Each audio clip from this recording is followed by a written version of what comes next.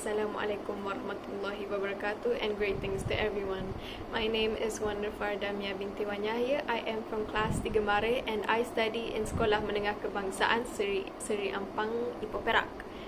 Right, I am here to review this book in my hand, which is titled As White as Snow. It is written by the author Sallah Simuka and it is also translated by Owen. Now, before I start reviewing, this book is the first book, second book after the first book, which is titled As Red as Blood. Now, I suggest you to read the first part of the book if you are simply confused, if you cannot read the whole plot in one story. Now, to discuss about the author has won a Tropelius Prize in 2013, and she is a novel writer and she is also a screenwriter, both at once. She has written several novels and one collection of short stories for young readers, and she has also translated adult fiction, children's books, and plays. She's also written for the TV as well, and she translates book reviews for the Finnish newspapers. As of now, she is currently living in Tampere in Finland. Now, to start the review of this book, which is the main character, Lumikki Andersson. Lumikki Andersson played a part to bring down a crime ring in Finland in her school. Now that is in the first book, which I suggest you to read it by yourself in your own hands.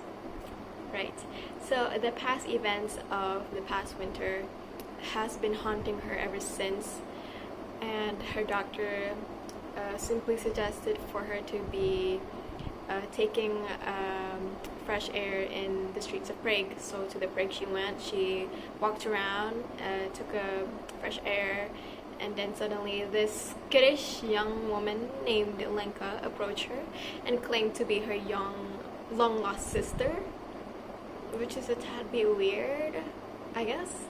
So then Lumikki is very aware she's an only child since birth, but since her parents have been hiding a secret concerning the family's past, this claim of Lenka intrigued Lumikki's interest. So, despite how Lenka's behavior is very naive, how she's a skittish and naive young woman, she somehow manages to persuade Lumikki to join a religious family community. Later on, Lumikki learns that the cult members have no relation to each other at all. So then she discovers that the cult leaders have been planning a horrible event, which she understands how dangerous the cult may be for her and Lenka. So, additionally, there's this someone who profits from this tragedy, which is Jiri. And Jiri is an investigator for this specific case. And furthermore, Lumikki Andersson has been running for her life to solve mysteries surrounding her.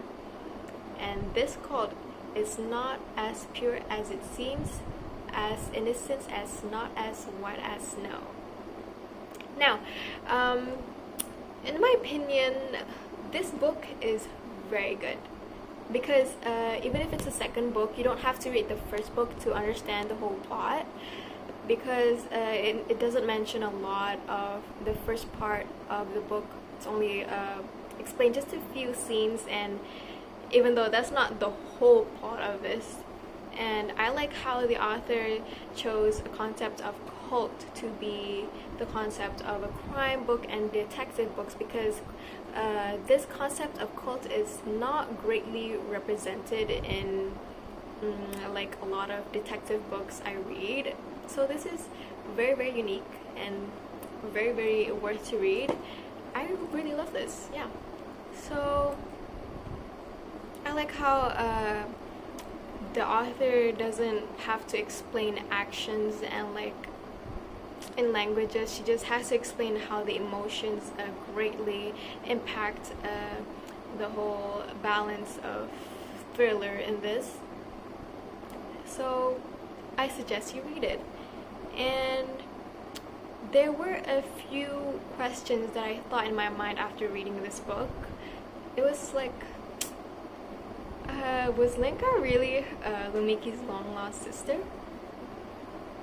Or was she trying to reach for help? Or was it just an act to persuade her to join their cult? And are Lumiki and Jiri stay in contact to solve other mysteries? But luckily, the author have just released the new book, which is As Black as Ebony.